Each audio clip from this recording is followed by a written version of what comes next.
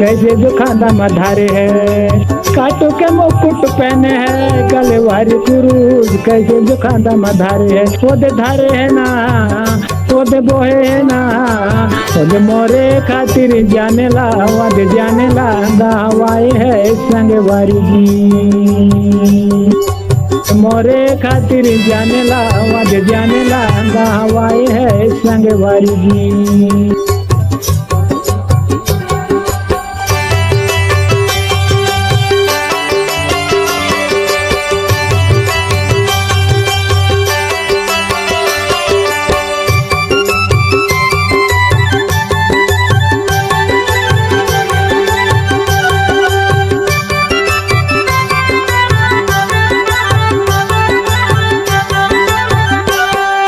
पकड़े सिपाही महल में झूठे बातें लगाए, कैसे जो बात आवत है जी।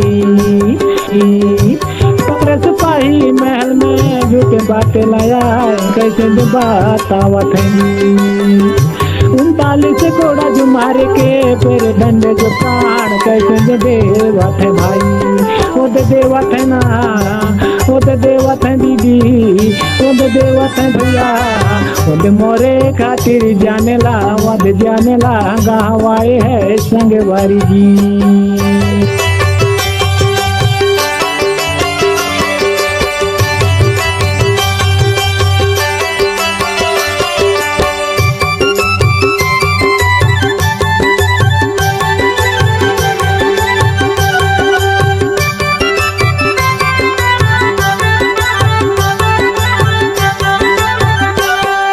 चालीस दिन 40 रात कैसे दिन न जाए, कैसे जो गुजारे है भाई। अरे 40 दिन 40 रात कैसे दिन न जाए, कैसे जो गुजारे है भाई।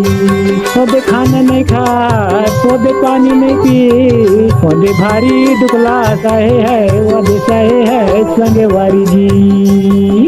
ओदे खाना नहीं खाए ओदे पानी नहीं पी, ओदे भारी दुखला सहे है वद सहे है संग वारी जी।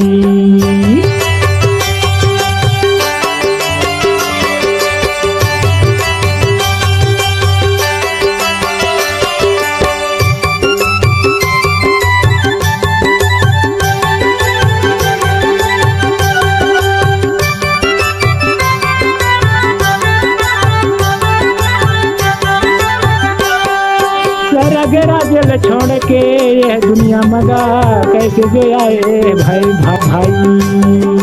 सरग राजेल छोड़ के ये दुनिया मगा, कैसे जो आए भाई।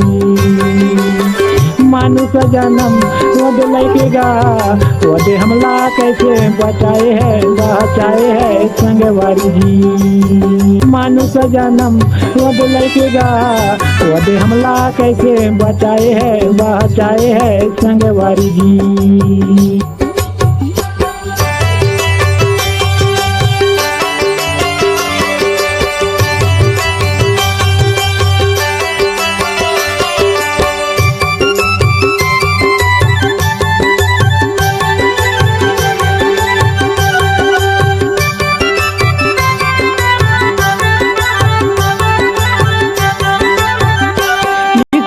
मरियम के एक लोटा जो बेटा पुत्र महान सत्यवादी राजा आए, सोदे राजा जो आए सोदे मोरे खातिर जाने ला वद जाने ला गवाए है संग वारी जी।